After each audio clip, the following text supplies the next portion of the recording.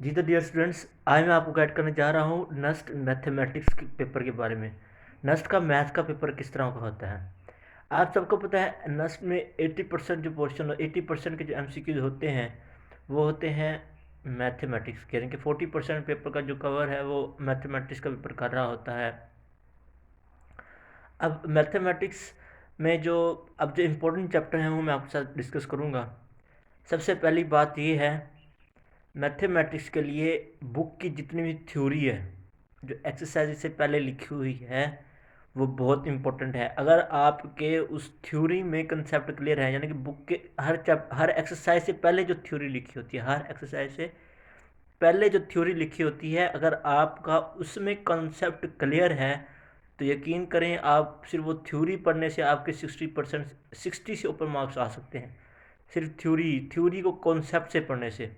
ठीक है, क्योंकि थ्योरी में वही लिखा होता है जो एक्सरसाइज में लिखा होता है, यानी कि जो फार्मूलाज वगैरह हैं वो तो थ्योरी में लिखे होते हैं ना। एक्सरसाइज में तो जाकर तो आपने एलेबोरेट करना होता है। जो असल चीज़ है वो एक्सरसाइज में लिखी होती है। अगर थ्योरी में आपने हर चैप्टर की थ्योरी को अच्छे तरीके से पढ़ना है, चाहे वो फर्स्ट ईयर है चाहे सेकंड ईयर। अब मैं आता हूँ दूसरे नंबर पर, इम्पोर्टेंट चैप्टर कौन कौन से हैं। देखिए जी, एनडीटी के लिए सेकंड ईयर और फर्स्ट ईयर दोनों इंपॉर्टेंट हैं।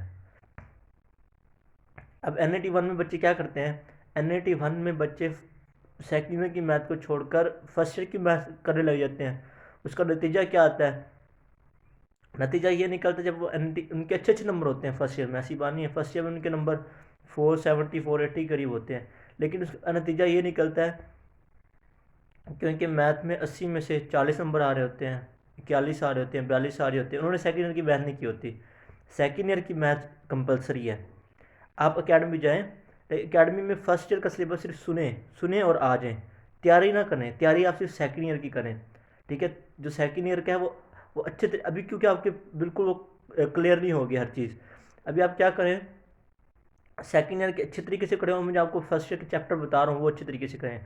फर्स्ट ईयर में इंपॉर्टेंट क्या है, फर्स्ट ईयर में इंपॉर्टेंट वेन डायग्राम वाला जो पोर्शन है, वेन डायग्राम का पीछे एक टेबल बना हुआ है और एक वो A intersection B is equal to 5 इस तरह का टेबल बना हुआ है, वो बहुत इंपॉर्टेंट है। ठीक है, उसके बाद मैट्रिसेस वाले चैप्टर में आ जाएं, और सॉरी उसके बाद आता है semi group, monoid group, abelian group, ये बहुत इंपॉर्टेंट है। उसके बाद आता है मैट्रिक्स में हम तो क्या शरारतें करता है, मैट्रिक्स में वही बच्चों को कन्फ्यूज़ करता है। उसे मैट्रिक्स दी होती है, मैट्रिक्स 2x2 मैट्रिक्स भी देता है। ठीक है, और उसने लिखा होता है 3 to 4a, what is the value of A. बच्चे कन्फ्यूज़ हो जाते हैं ए की वैल्यू कैसे आएगी, उसको जीरो के इक्वल रखें डिटर्मिनेंट लेके और ए की वैल्यू आ जाती है। ठीक है सर, 3/3 में उसने वैल्यू मिस की होती हैं, b-a लिखा होगा या ए ए लिखा होगा, इस तरह वो वैल्यूज़ आपसे पूछता है, आपने वो वैल्यूज़ बतानी है, ए या बी की जो भी होगा। उसके अलावा एक और चीज़ इंपॉर्टेंट है, वो ये है, वो आपसे कहेगा कि 3/3 मैट्रिक्स का इन्वर्स, 3/3 मैट्रिक्स का वो एडजॉइंट। ठीक है, इसने एक दफ़ा पूछा हुआ है, मुझे याद है अच्छी तरीके से।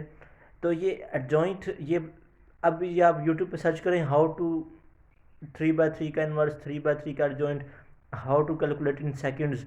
ठीक है, वो आप 2 मिनट में सीख जाएंगे, वो किस तरह, बहुत आसान है, शॉर्टकट ट्रिक है वो 2 मिनट में आप सीख जाएंगे, वो इतनी मुश्किल नहीं है। यानी कि 3/3 का एडजॉइंट और इन्वर्स निकालने का तरीका, वो आप यूट्यूब पे सर्च करें आपको मिल जाएगा। उसके अलावा रैंक कैसे निकालते हैं जल्दी से, how to calculate rank in second, ये आप यूट्यूब पे सर्च करें आपको मिल जाएगा। उसके अलावा आता है चौथा चैप्टर। चौथे चैप्टर में जो सबसे इंपॉर्टेंट चीज़ें हैं वो आखिरी 4-5 एक्सरसाइज, 4 एक्सरसाइजेज हैं, 3-4 एक्सरसाइज हैं। सिंथेटिक डिवीजन बहुत इंपॉर्टेंट है। उसके अलावा जो सबसे ज़्यादा इंपॉर्टेंट है, सबसे ज़्यादा जिसमें रूट्स वाला जो पोर्शन है, 3 alpha 3 beta are the roots of the equation, and the equation इस तरह रूट्स पूछेगा, 3 अल्फ़ा 3 बीटा 4 अल्फ़ा 4 बीटा, इस तरह के उसने सवाल पूछने हैं।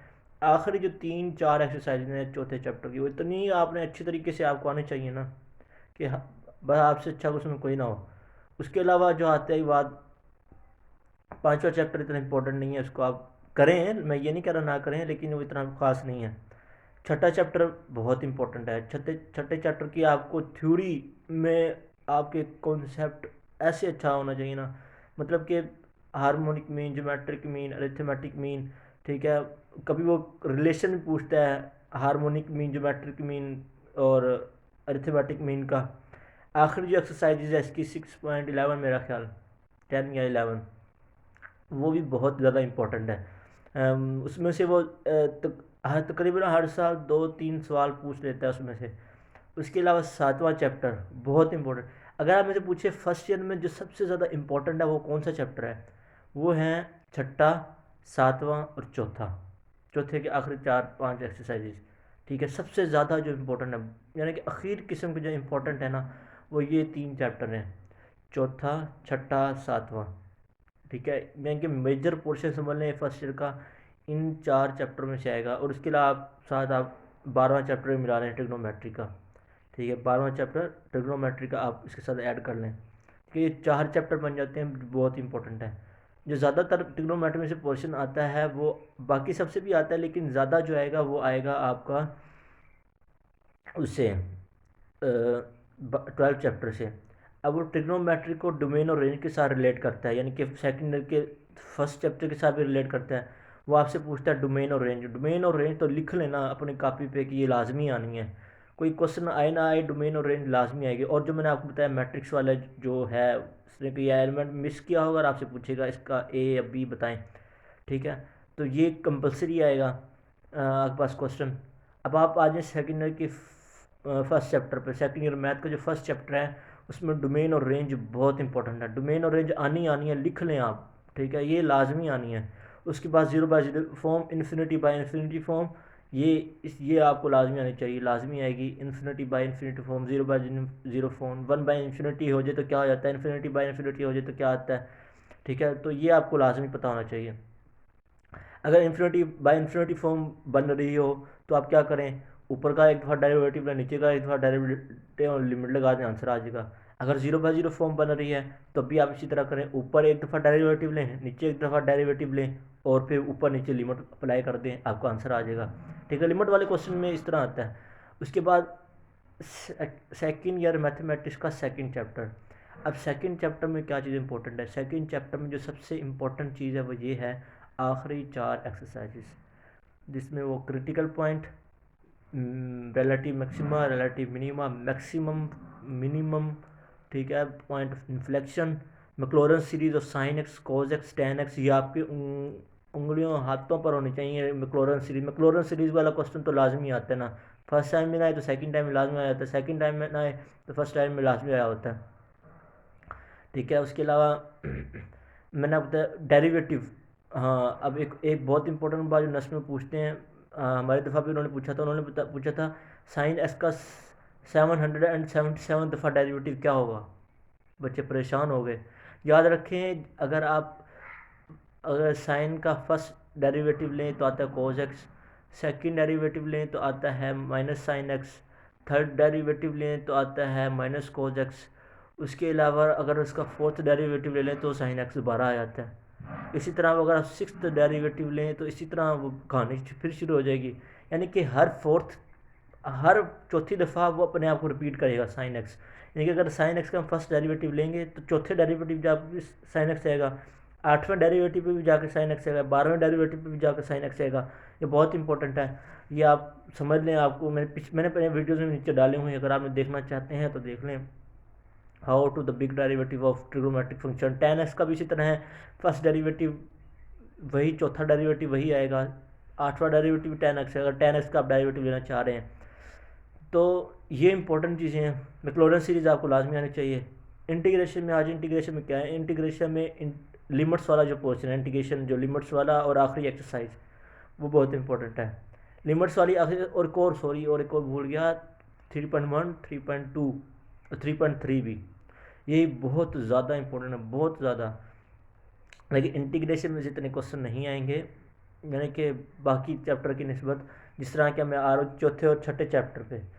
अब जो आप मेरे से पूछ लें सेकेंड ईयर की जो बैकबोन है, सेकेंड ईयर में सबसे ज़्यादा किस में से आएगा, वो मैं आपको कहूँगा चौथा, छठा और पहला, ठीक है। और दूसरे की आखिरी 4 एक्सरसाइजेस, ठीक है, वो। तो ये इम्पोर्टेंट चीज़ें हैं, पहला, चौथा, छठा और दूसरे की आखिरी 4 एक्सरसाइजेस, ये बहुत ज़्यादा इम्पोर्टेंट है। ज़्यादा पेपर आपका इधर से ही बनना है, अगर आप जाएंगे आपको इंशाल्लाह ताला अंदाज़ा होगा। बहुत से बच्चे कह रहे होंगे यार क्या पता, यार हमें नहीं पता। जब आप जाएंगे आपको इस बात का अंदाज़ा होगा। चौथा छठा चैप्टर बहुत ही ज़्यादा इंपॉर्टेंट है। छठा चैप्टर सिर्फ 6.5 तक कर लें, सिर्फ 6.5 तक आपका एन का पेपर पूरा हो जाएगा। एन की जो एमसीक्यूज आप पूरे हो जाएंगे। 6.5 6.6 उसकी हद होती है, उससे आगे वो नहीं जाते। ठीक है, उसके आगे कोई बड़े बड़े क्वेश्चन शुरू हो जाते हैं, वो वहाँ तक नहीं जाते, उससे पीछे पीछे ही रहते हैं। ठीक है, 6.6 से पीछे। 6.5 उसकी 6.6 की हद होती है, लेकिन मेजोरिटी यानी कि तकरीबन समझ लें आप 95-96% वो छठे चैप्टर के ना उधर से ही पूछ लेता है। 6.5 इससे आगे नहीं जाता, मूव करता। अब इसमें आपको 6.5 तक कोई हर चीज़ इंपॉर्टेंट है। अब आप पूछें क्या चीज़ इंपॉर्टेंट है, मैं कहूँगा हर चीज़ इंपॉर्टेंट है। हर क्वेश्चन इंपॉर्टेंट है, हर थ्योरी की लाइन इंपॉर्टेंट है। ठीक है, छठे चैप्टर की। उसके अलावा अगर आप आ जाए चौथे चैप्टर पर, चौथे चैप्टर में जो इम्पोर्टेंट है वो आखिरी जो 3 एक्सरसाइज हैं, समझ लें पूरा ही इंपॉर्टेंट है। आखिरी 3 एक्सरसाइज दो रहेंगे, क्या करना है आप पूरा ही चैप्टर करें, अच्छी तरीके से करें।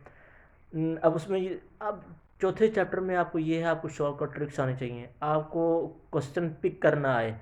ठीक है, चौथे चैप्टर में वो आपको ज़्यादातर कंफ्यूज आखिरी दो एक्सरसाइज से करेगा।